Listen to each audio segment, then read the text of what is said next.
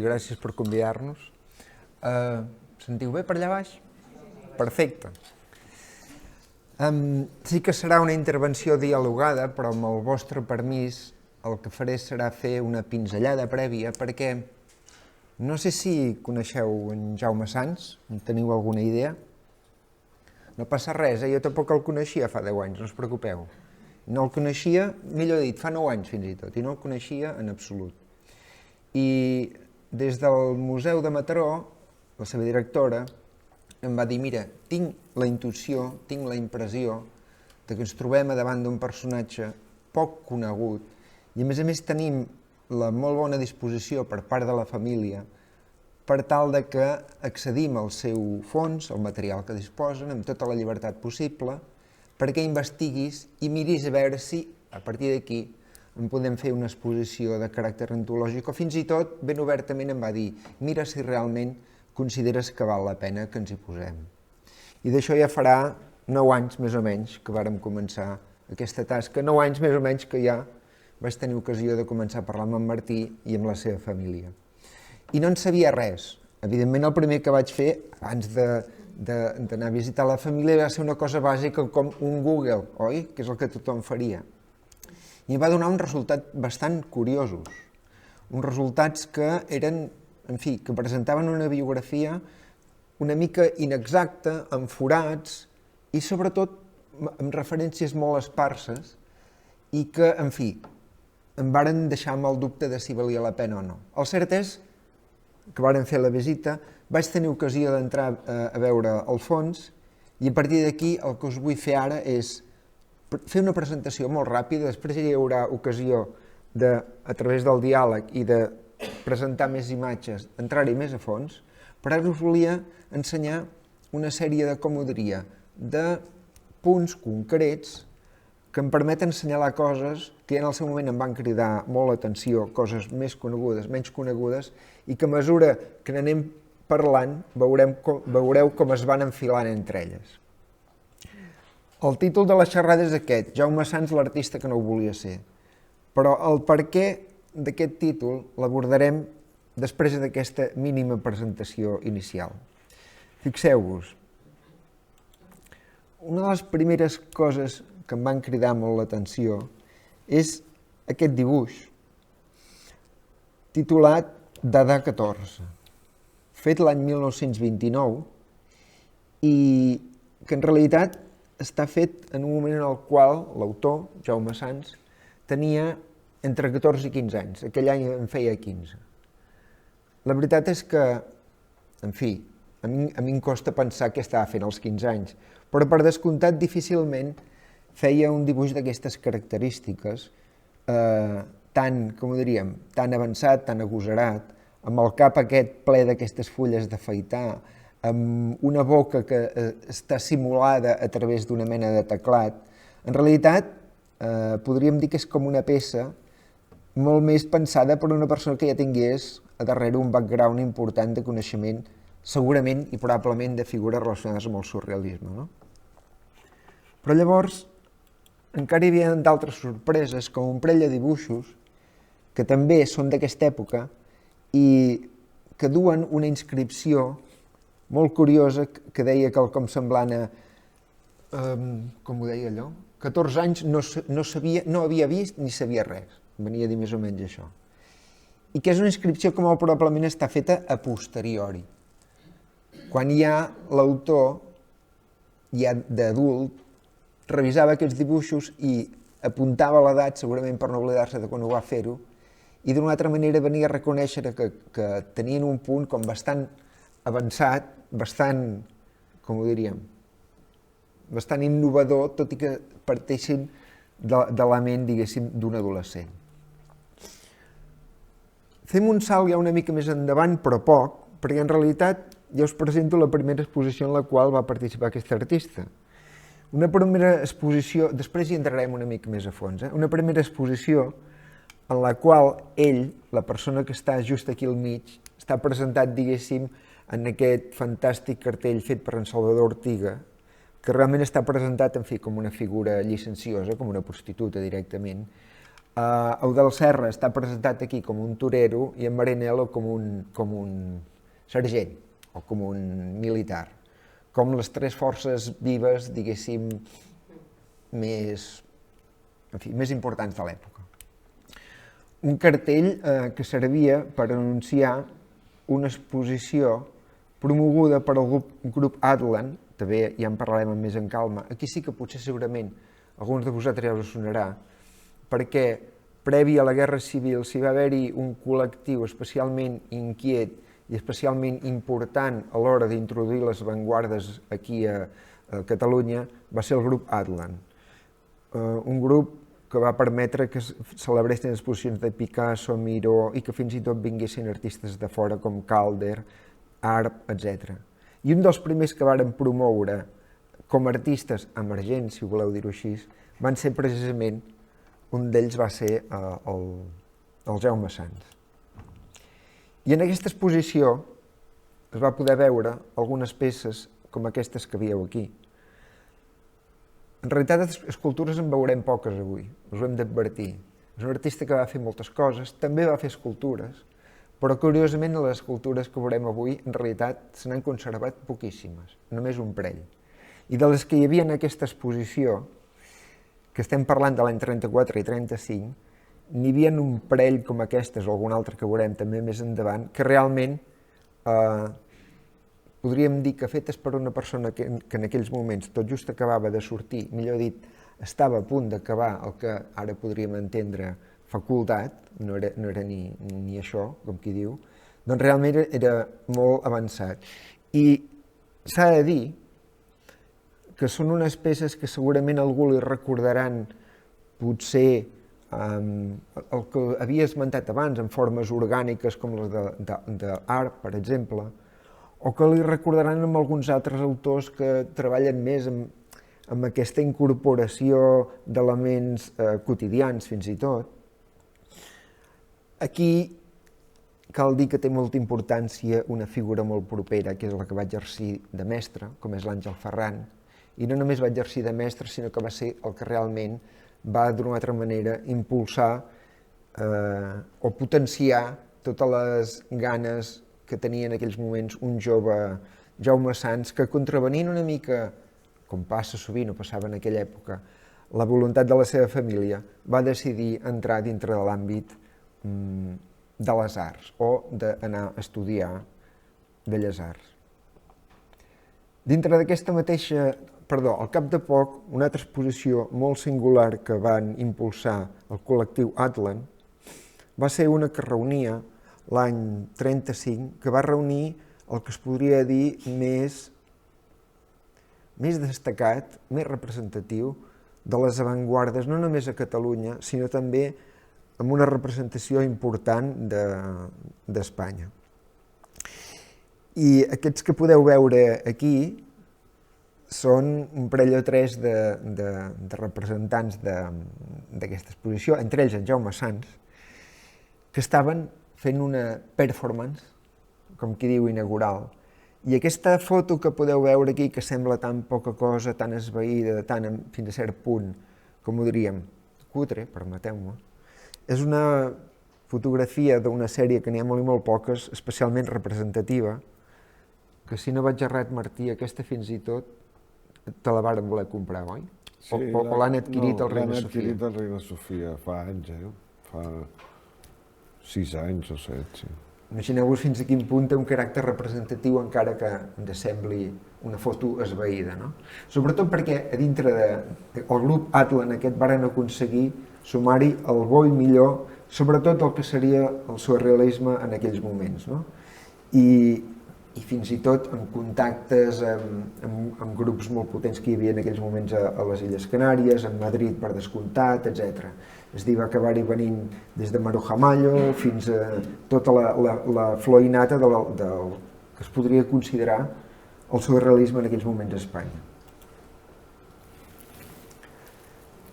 Aquesta és la peça que Jaume Sans hi tenia en aquesta exposició. És una de les seves peces més grans, més singulars, més destacades i que afortunadament està en la col·lecció del MNAC. és una de les que ha tingut, sense cap mena de dubte, és molt curiós que sigui de les més destacades i en canvi d'aquesta època n'hi ha poques que tinguin aquest mateix volum, aquesta mateixa, com ho diríem, dedicació, que siguin olis fins i tot.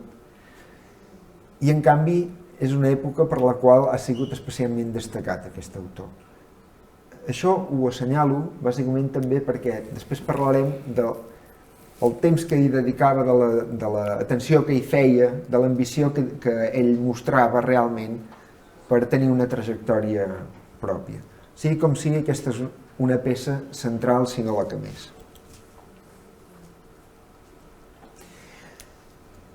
I d'aquestes dues exposicions van passar coses tan curioses ja, com per exemple que les seves obres, com aquesta que hi ha aquí a l'esquerra, aquesta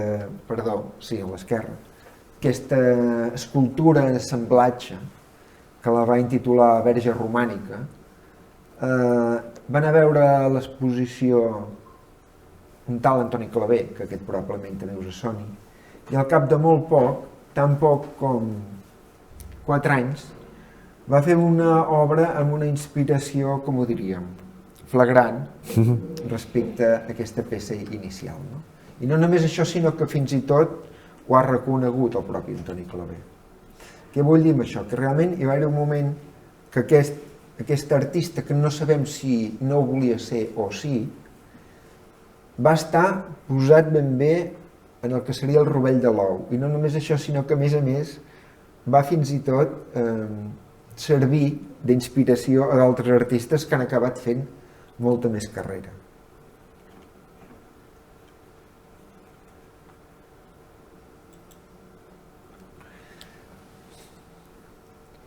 Aquí hi ha un moment que us podeu imaginar de trencament, que ha passat evidentment amb la biografia de molts artistes, que s'anomena Guerra Civil.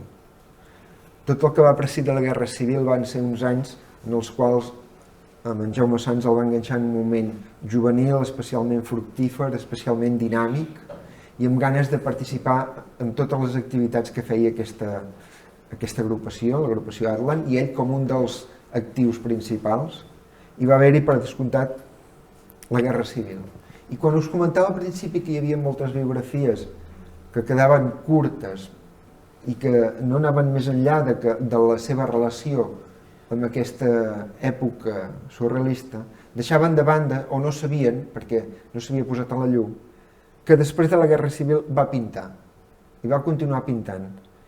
I va fer peces, del meu punt de vista, tan reeixides com aquesta que esteu veient aquí,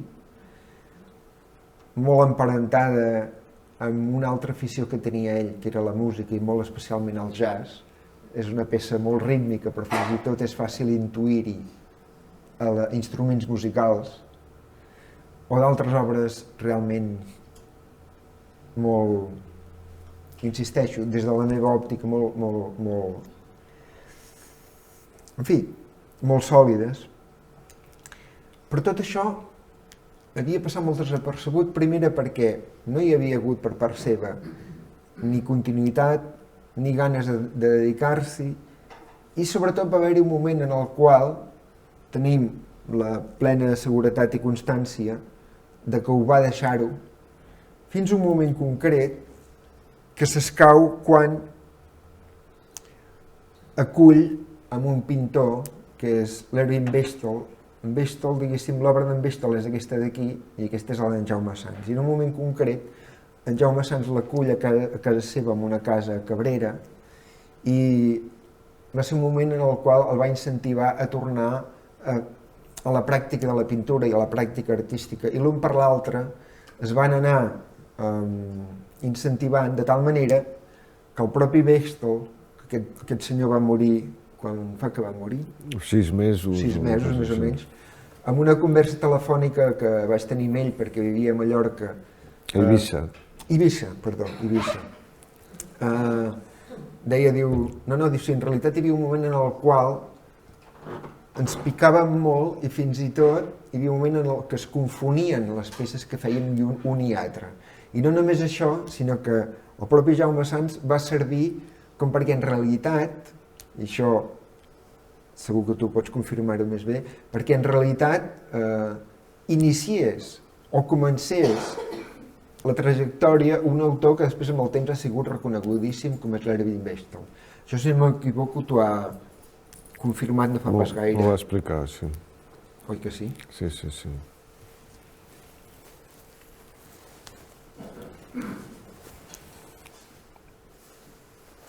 Bé, també val a dir que hi ha alguna altra peça generada a aquesta època que en realitat ens dona a entendre que no només continuava atent al que estava fent algú amb el qual tenia molt bona relació, com Àngel Ferran, sinó que sempre tenia una mirada posada o tenia el radar posat amb el que s'estava fent en aquells moments. Sobretot per una cosa que és molt transcendent també, que és que una part important de la gent que venien del grup actiu d'Atlan, amb el temps es van acabar retrobant per engegar una feina similar, com va ser el Club 49. La història que hi ha al darrere del Club 49 és apassionant, és divertidíssima, i posar-ho en valor és molt important, sobretot per una època especialment fosca i dura, com va ser, diguéssim, la postguerra espanyola. Doncs bé, un altre aspecte que em va cridar molt l'atenció quan feia aquesta repassada ràpida a la trajectòria d'en Jaume Sans va ser una vessant que aquesta sí que sortia ressenyada quan feia la cerca al Google, que era la de dissenyador. Una vessant que, per exemple, hi havia una empresa prou coneguda de làmperes que li atribuïa el disseny d'una làmpara i també se li atribuïa el disseny d'un altre moble. I llavors em va sorprendre molt que en realitat es podria dir que una de les facetes importants que va desenvolupar a nivell creatiu, tot i que també ja en parlarem perquè tampoc es pot dir que s'hi dediqués, doncs a nivell creatiu també va fer moltes feines relacionades, ja fos des de fer una làmpara fins a dissenyar una casa, fins a una quantitat important d'esbossos de mobiliari, etc. Aquestes dues són les peces que apareixien, o apareixen encara ara, en aquesta coneguda marca de disseny, atribuïdes al seu pare, a Jaume Sans. I fins i tot se li poden atribuir coses com aquest edifici de la plaça Molina, que a l'actualitat segurament potser alguns de vosaltres el reconeixeu, aquest de la dreta, aquest edifici de la plaça Molina, tot i que està signat per un arquitecte i evidentment gran part de l'edifici es deu a aquest arquitecte, que és en Jaume Mestres Foses, doncs una part molt important del disseny previ o de la idea prèvia se li ha d'atribuir a en Jaume Sans. De la mateixa manera que se li ha d'atribuir a ell coses com el plantejament i disseny d'una casa pròpia. Bé, tot això és el que em van tenir l'amabilitat de posar-me damunt de la taula la família, de traspassar-me informació, etc.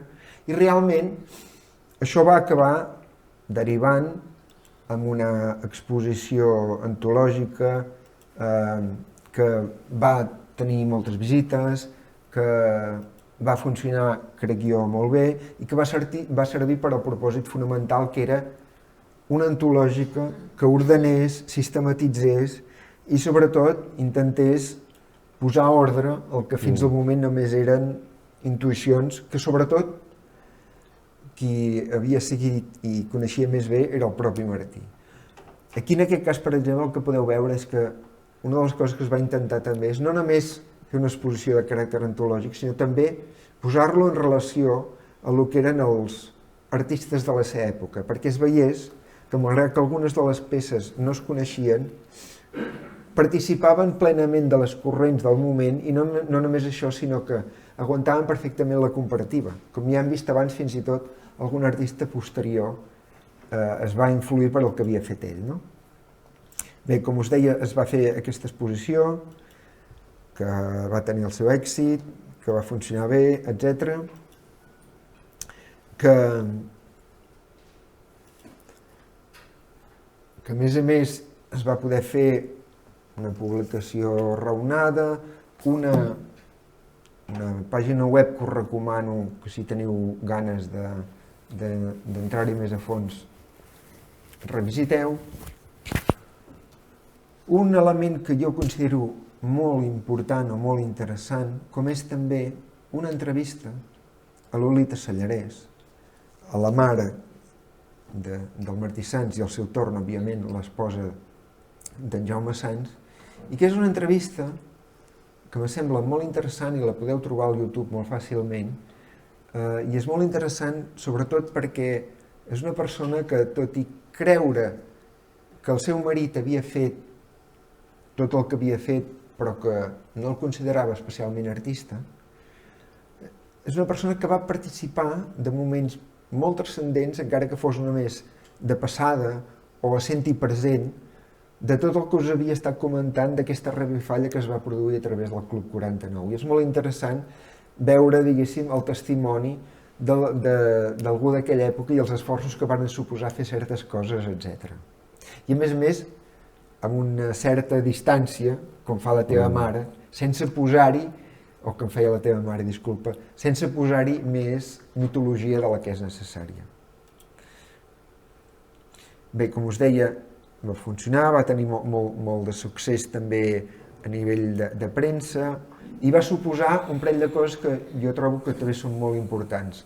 I és que pogués entrar de nou Jaume Sans en el circuit de les galeries, és a dir, una galeria destacada com és la Marc Domènech, que a més acostuma a fer exposicions molt interessants relacionades amb recuperació d'artistes, diguéssim, principis del segle XX o mitjans del segle XX, que s'interessés i, per tant, va tornar a entrar, que és una cosa que a mi em sembla molt interessant també, dintre d'un circuit de venda, i això també va suposar que llavors també se n'interessés alguna institució i també comprés de nou obra de Jaume Sans. No? I una altra cosa que també va servir és perquè llavors, amb un volum molt sós publicat no fa pas gaire per Enciclopèdia Catalana, que resumia les avantguardes catalanes, especialment a través de la pintura, s'incorporés Jaume Sans a través de 3 peces concretes, al costat de 20 i escaig noms més, com Picasso, Dalí, Miró, etc. Tot això, tota aquesta trajectòria fa que sembli que estiguem parlant de realment un artista, no? Suma tota una sèrie d'ítems que podríem dir, sí, és un artista. Doncs jo ara torno al principi perquè jo també sóc incapaç de dir-vos si realment es pot considerar un artista, o millor dit, ho direm d'una altra manera, si ell volia considerar-se artista. Què opines, Martí?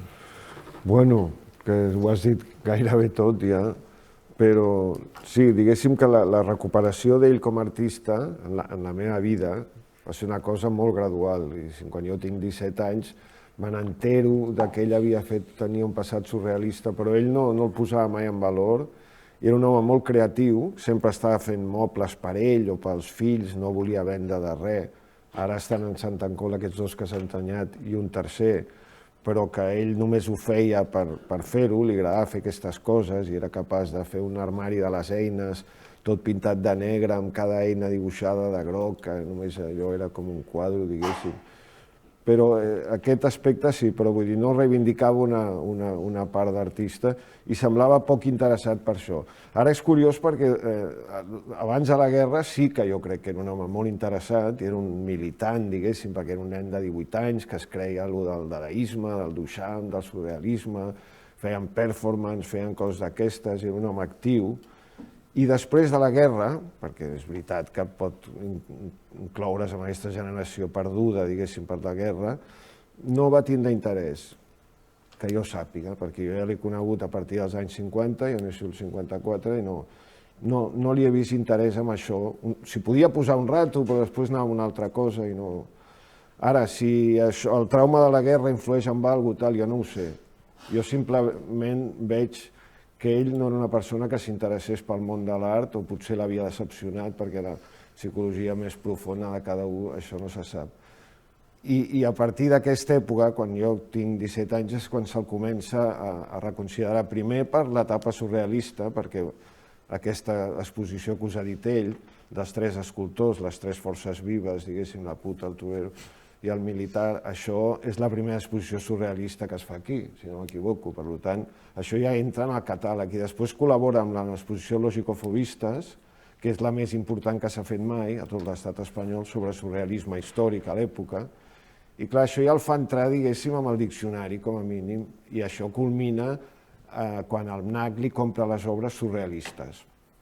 Però es para aquí, perquè clar, com el MNAC a més es para amb la Guerra Civil, doncs no entra el posterior, cosa que jo a vegades els hi discutia, perquè jo considero que el que va fer ell després de la guerra està tan bé o millor que l'altre, perquè els artistes, com tothom, també aprenen i agafen més coses a la mida que van visquent, diguéssim. Però la qüestió és que ell ho deixa totalment. Fa un petit incursió amb el germà petit del cineasta Buñuel, no sé com es deia, Alfonso Buñuel, que estan junts una època, fan uns collaixos surrealistes que el meu pare, jo els recordo els seus, treien de la mateixa revista, els va llançar un dia, perquè no els he vist mai més, i els devia llançar perquè els recordo. En canvi, el Buñuel s'ha anat exposant per tot arreu, el collage surrealista en Espanya, hi ha un catàleg, i surten aquests que s'assemblaven molt, diguéssim. Sembla ser que ell, quan tenia algun company i tal, s'arrastrava i de seguida li tirava això, però potser es devien separar o el que sigui. I després, cap als anys 50, mitjans dels 50, és quan el Bechtol, que és un noi alemany que ve aquí i vol pintar i és informalista, és una altra generació, ve a Barcelona perquè ell ha sentit lo de l'Orwell, l'homenatge a Catalunya, i Barcelona, la Guerra Civil, tot això li interessa molt, i fuig d'Alemanya,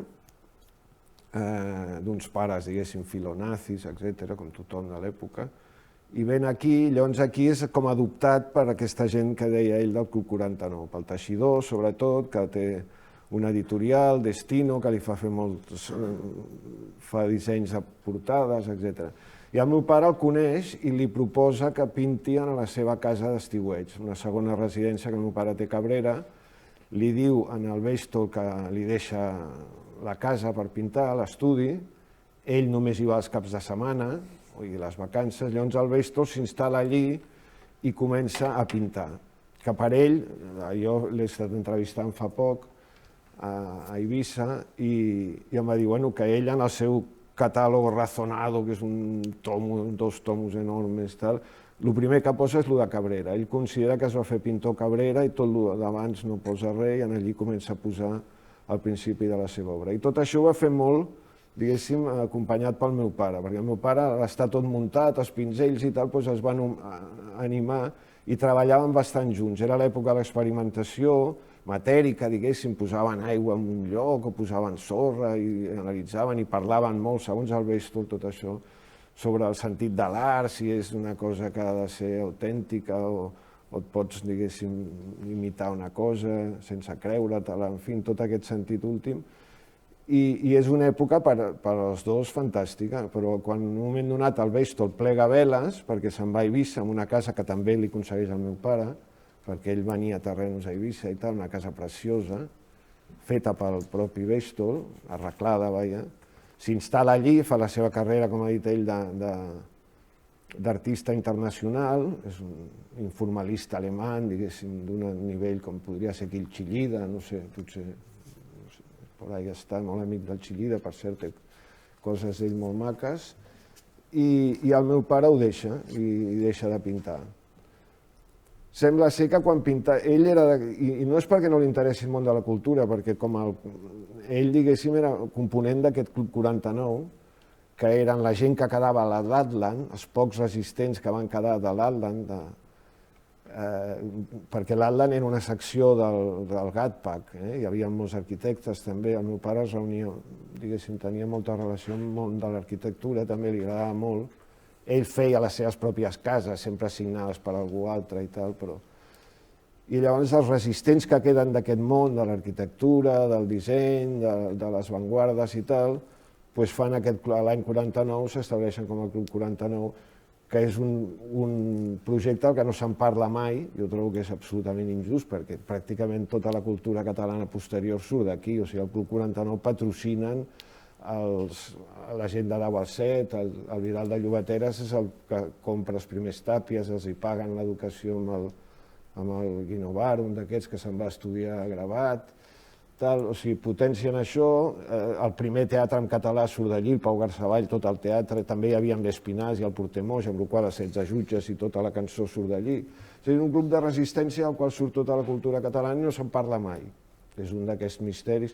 Jo crec que no se'n parla perquè tots eren burgesos, catòlics, que això és una cosa curiosa avui en dia, des de la perspectiva actual, però tots anaven a missa i s'ho creien a tope, i alguns d'ells guanyadors de la guerra, etc. I llavors això no se'n parla tant, d'això, perquè diguéssim que el relat aquest el guanya més l'exili o la gent d'esquerres i tal. Jo suposo que és aquesta una de les raons, perquè si no, jo no... Jo entenc també que hi ha... En fi, per exemple, en aquest cas estem veient que una de les activitats del Club 49 que és una presentació d'una obra d'en Carles Santos. I juntament amb aquesta, una actuació d'en Lionel Hampton. Dues coses, i per exemple, al cap de poc van presentar aquí a Espanya una coreografia d'en Merce Cunningham, que era una cosa avançadíssima per l'època. Esclar, estem parlant de coses que em sobta molt que en aquells moments poguéssim muntar, però d'altra banda eren especialment avançades. Fins i tot en aquests moments determinades peces d'en Carles Santos són complexes de poder seguir, no? Llavors, no és només una qüestió ideològica, perquè el Club 49, al igual que Atlan, varen sempre tenir molta cura de precisament no posar la càrrega ideològica per davant de la resta. El que volien bàsicament, era estar al dia. Per exemple, Atlan es promocionaven com un club d'esnobs. Esnobs en el sentit d'anem a buscar la novetat i anem a buscar totes les coses noves. I Club 49, la cosa fonamental que van fer va ser, per una banda, reunir-se, que això era molt important en aquella època, i mantenir la flama, i per altra banda, intentar començar a potenciar un teixit artístic que s'havia desfet totalment, no? I també un cert públic. Llavors, realment, jo també reivindico absolutament la tasca que hi va haver en el Club 49 i el teu pare n'era un actiu, també, n'era un actiu.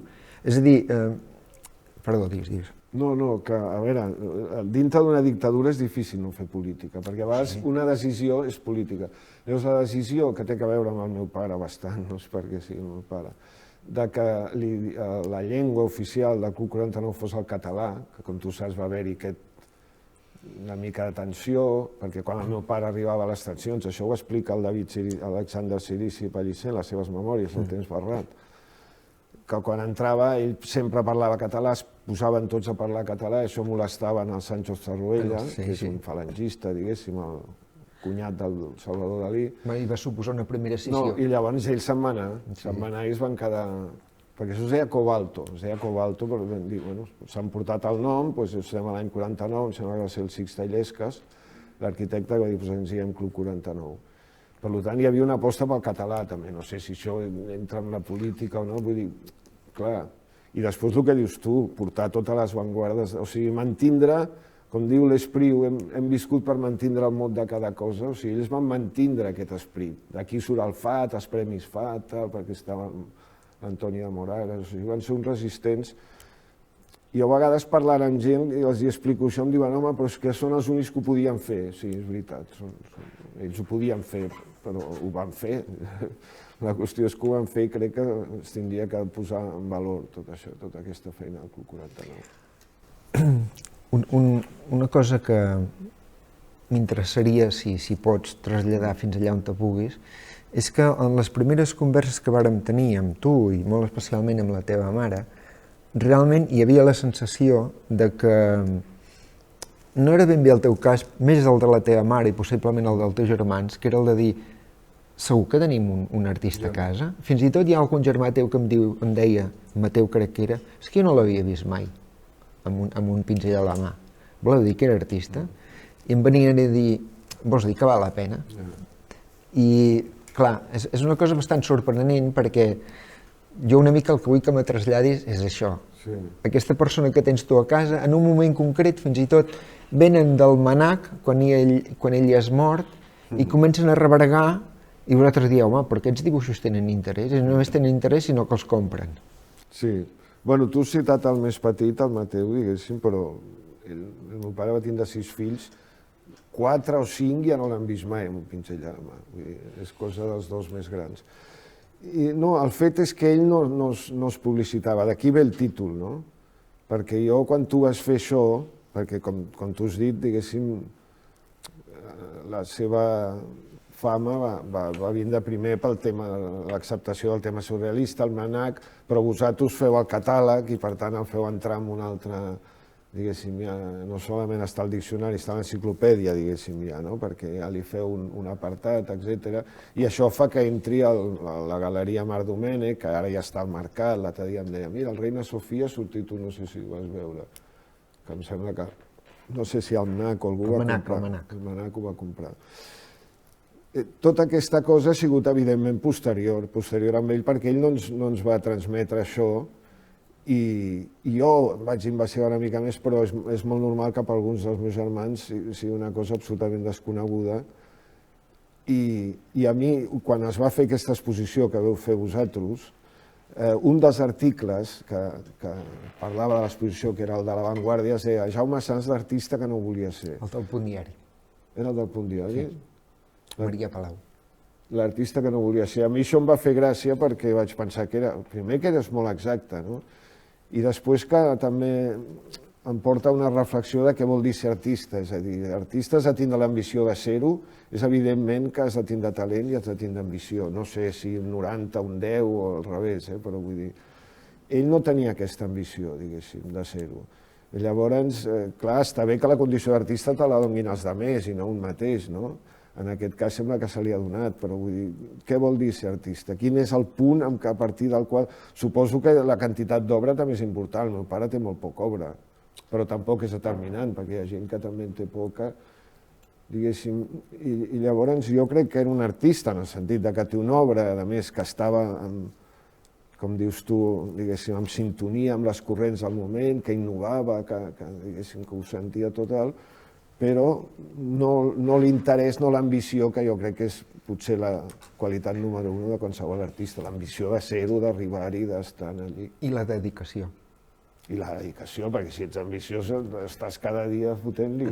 En realitat... I si no, passa una cosa davant i te'n vas fer una altra cosa. En realitat s'hi va dedicar, diguéssim, 3 anys, 4, abans de la Guerra Civil d'una manera intensa, i després bàsicament s'hi va dedicar a partir del moment que l'Esperona amb Bechtel i fins al moment en què la Galeria Gaspar li fan una exposició. En total podríem dir que com a molt 10 anys. A mi això sempre me va generar el dubte, quan ja tenia tota la informació i sobretot vaig poder tenir clar aquest abast cronològic, és el de dir, jo també vaig plantejar-me el dubte de dir, si algú no tenia aquesta ambició de ser artista, si algú li era una mica igual, entre cometes, què passava amb la seva obra, si ho feia gairebé d'una manera dilatant, és a dir, que ho feia no un artista de cap de setmana, sinó quan volia, però que malgrat tot tu veus que en aquest quan volia tenia molt bona capacitat, malgrat tot penses, convé realment donar-li aquest estatus? Convé? És a dir, potser fins i tot estàs contravenint la seva voluntat. Però esclar, aquí hi ha una cosa molt important. La primera és que en realitat és una persona àgrafa gairebé, és a dir, va escriure poc sobre el que pensava i el que feia, no? Hi ha poques entrevistes seves, i les seves entrevistes, en algun cas, són divertides o són bastant hilarants perquè tenen algun contingut una mica provocatiu, si vols tu, surrealista, alguna és molt significativa, però rara vegada pots saber si el que feia anava acompanyat d'aquesta ambició. I jo aquest dubte el vaig traslladar amb una professora, una catedràtica que hi tinc certa confiança, li vaig dir estic anant pel bon camí quan realment veient tot això me n'estic adonant que igual estic incomplint, potser una voluntat del propi autor, i em va dir, escolta, diu, les obres d'art van més enllà del que pensi el propi autor, fins i tot. I va ser el moment que, és a dir, doncs, ara sí, sistematitzem-nos-hi, posem-nos-hi i intentem no faltar a la veritat, però realment posar-lo en el lloc que pertoca. I el cert és que era una cosa que a mesura que n'anava parlant amb en Martí o anava investigant, em va deixar una mica, com us ho diria jo, reconfortat. Resulta que són molt poques les exposicions que s'han fet, que s'ha pogut veure obra de Jaume Sans, a partir d'aquesta ratlla que veieu aquí de color vermell, per sota ja són totes en les quals ell ja havia mort. I les anteriors, n'hi ha alguna, diguéssim, de molt destacada, que va participar, sobretot les primeres d'aquesta època surrealista, però en realitat, de pes important i de revisió històrica, només hi ha aquesta darrera, que era Homenatge a Barcelona. Sí. I aquesta exposició va ser molt transcendent en molts sentits, perquè va viatjar molt pel món, i en aquesta exposició hi havia obra de Jaume Sans. I, això sisplau, explico tu. No, que realment... Bueno, que ell es va emocionar, sí. Que ja era una persona molt gran, es va emocionar. Era una exposició que muntava el Pasqual, inaugurava el Pasqual Maragall, que era el fill del Jordi Maragall, que era un íntim amic seu, també del Plaça Molina, diguéssim, i d'aquest grup il·lustrat, que dic jo, catòlic, etc. I es va emocionar, perquè a més és una exposició fantàstica, és de les millors, perquè agafava tot l'art, que hi havia noucentistes, modernistes, agafava tot l'art català, i després va viatjar a Londres, i em sembla que ell hi va anar. Això no estic segur, però em sembla que hi va arribar a anar a Londres. En conseqüència, el fet aquest de que no estava tan lluny de la necessitat de trobar una certa precisió per la seva obra. I aquí és el moment en el qual potser sí, aquesta emoció, diguéssim, en fi, no sé, costa molt el pensar allò típic de fer història contrafactual, pensar i si hagués dedicat més, en quin punt estaria aquest senyor, i si, perquè talent n'anava sobrat, en molts àmbits. Crec que us va traslladar, més enllà de passió artística, una, com ho diria jo, una intensitat creativa important. Sí, sí. Bueno, un interès i sobretot un interès per les avantguardes. A mi el que sempre em va interessar d'ell, o em va xocar, diguéssim, és que sempre estava molt al dia. O sigui, no es dedicava, però abans ho deia tu, de petit va anar amb el Pere Jou, un escultor noucentista, perquè li van dir, eren de Sitges, a casa seva, li van dir, bueno, si vols dedicar-te a això és el que va aguantar. Però vull dir, ja va conèixer una mica això, després tota l'època surrealista, que és la que viu més després de la guerra. Després l'informalisme, quan ve això de 10 al 7 i no sé què. Però després, als anys 60, que ja feia igual, va tindre un restaurant que va fer uns dissenys, i era com de disseny dels anys 60, o sigui, era com hippie el seu estil. Era una cosa, la capacitat que tenia era una mica com una esponja, com un bon, diguéssim, no sé si els artistes són així, però potser els decoradors o els arquitectes. O sigui, captar molt bé el que hi ha al costat d'ell, les èpoques, aquesta sensibilitat que tenen els artistes de ser una mica mèdium de la seva època també, no? Ell tenia molt aquesta cosa i sempre el vaig veure. I a mi em va agafar, per exemple, que jo recordo, em va portar 2 vegades al cine, una a veure Submarino Amarillo, és una pel·lícula totalment, és com un trip de LSD dels Beatles, etc., molt de l'època, i l'altra, 2001, l'Odissea de l'Espacio, que devia tindre 16 i 17 anys, o 15 i 16, no sé, aquestes èpoques, que també era una pel·lícula, diguéssim, absolutament vanguardista a l'època, no? Per tant, no va perdre mai aquest interès. I quan feia alguna cosa, decorava a casa seva, tot tenia aquest moment, diguéssim, de... I això ens ho va transmetre, sí. Ens ho va transmetre, crec.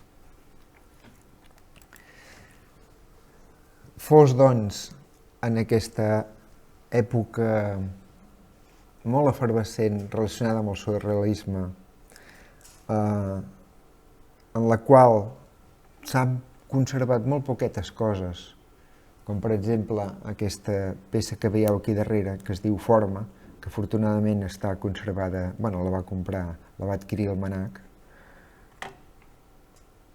o aquesta altra que es diu miniatura, són peces en les quals aquí, tot i que no són escultures, se li pot atribuir fàcilment també un caràcter molt escultòric, sobretot per la manera de presentar-la, per al tipus d'il·luminació i per descomptat d'aquestes formes també orgàniques que ens tornen a remetre amb aquelles escultures que hem vist abans.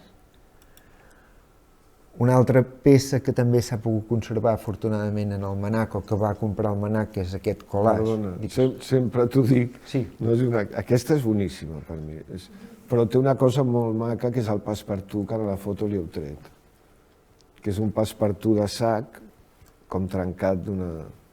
Per mi aquesta és de les millors d'ell, diguéssim, i no sé a quina exposició correspon, però suposo que era una peça que tenia allí, no crec, perquè no va anar a lo dels 3 escultors i tampoc...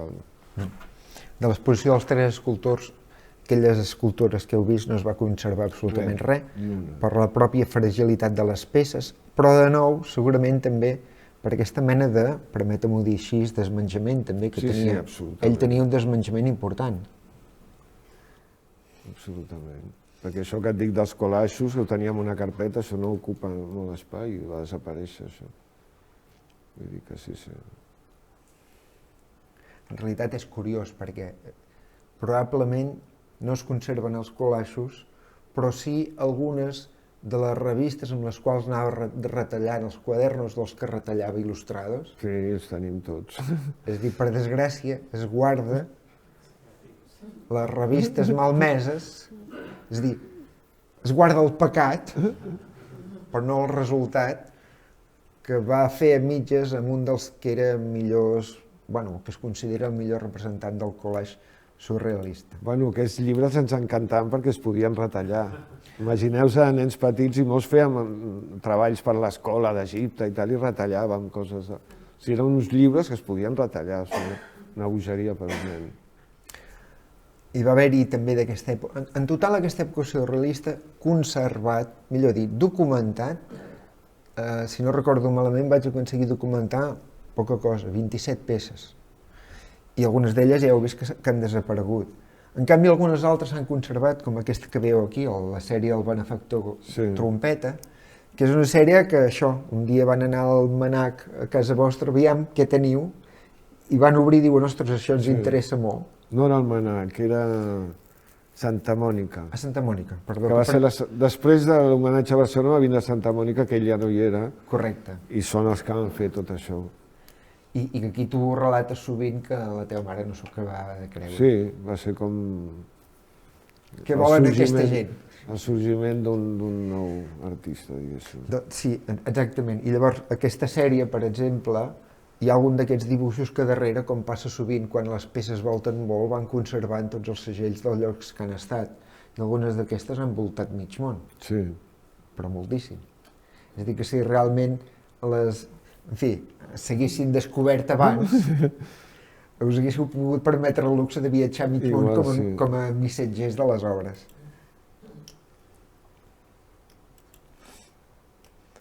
O algunes altres que s'han vist menys, però que ara també hem tingut ocasió de no només catalogar, sinó de posar en valor, i que, curiosament, quan han entrat en el circuit galerístic també s'han...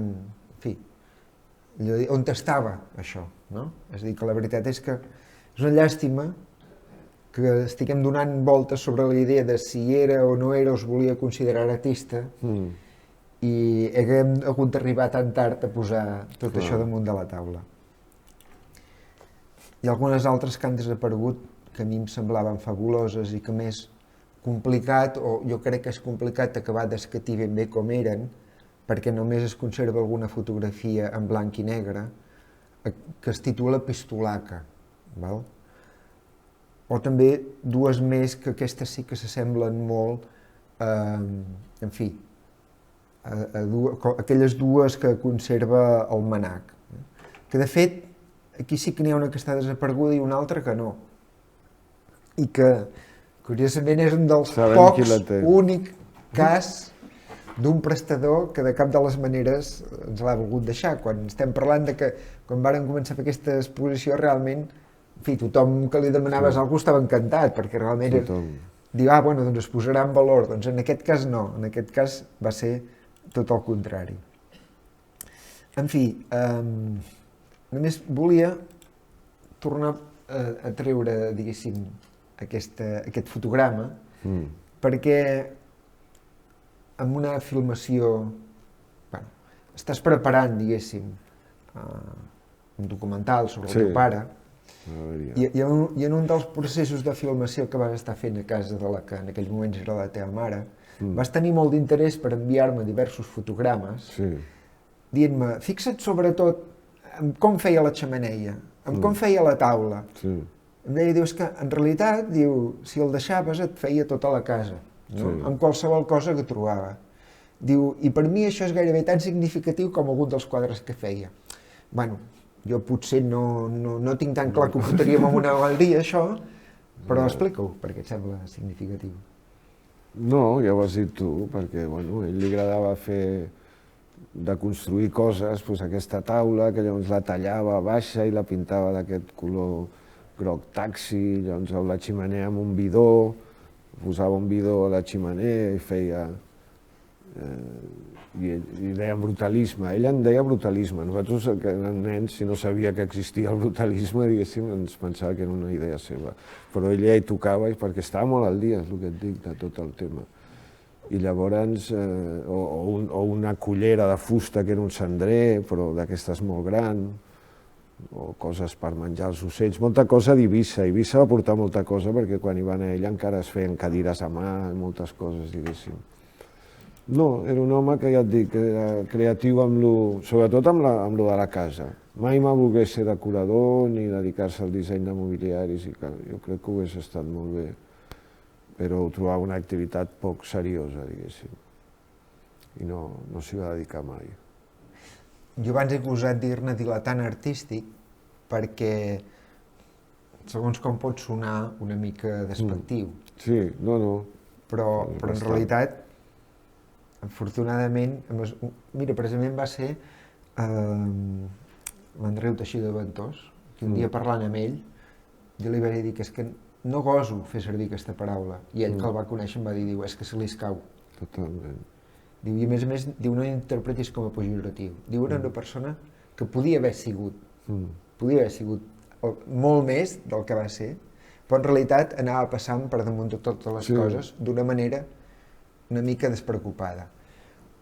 Un cop vaig haver fet, diguéssim, tot aquest procés de documentació, en la introducció del catàleg, vaig començar dient, ara que ja saps totes les cares d'aquest artista, intenta definir-lo. I vaig començar, doncs, jo què sé, bon vivant, dolent pels negocis, catalanista, catòlic també, molt amant de les coses noves, del jazz, etc.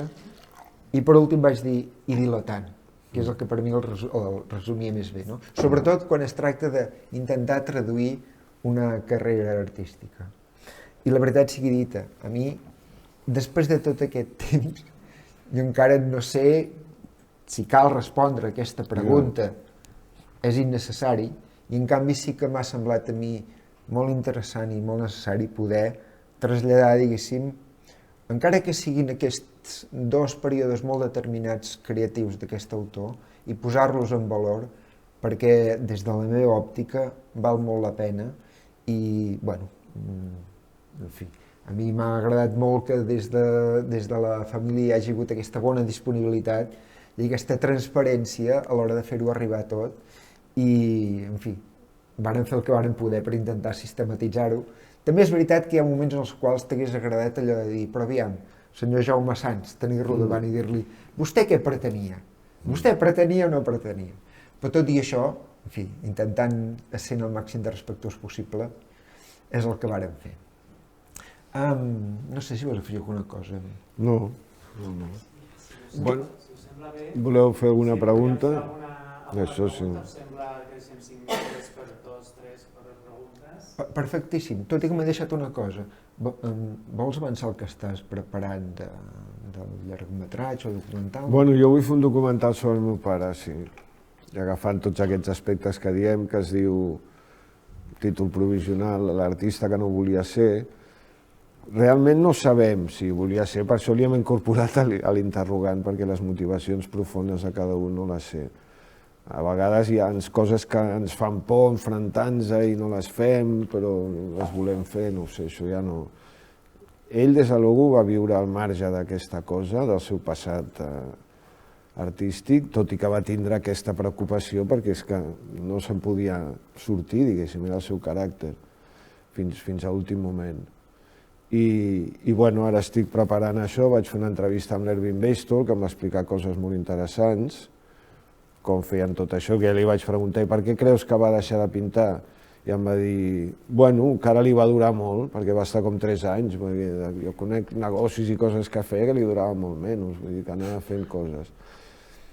I bueno, també faré unes entrevistes amb els meus germans, amb el David, que és l'home que s'ha inventat en el bon sentit el meu pare, o ens ha tornat un artista que nosaltres moltes vegades no coneixíem, alguns germans gens, diguéssim, ell ho va... perquè van fer una molt bona feina, no és perquè estigui aquí, però era una feina difícil, diguéssim, amb molt poc material històric on agafar-se, i van fer una feina molt ben feta, diguéssim. I, bueno, amb això estem.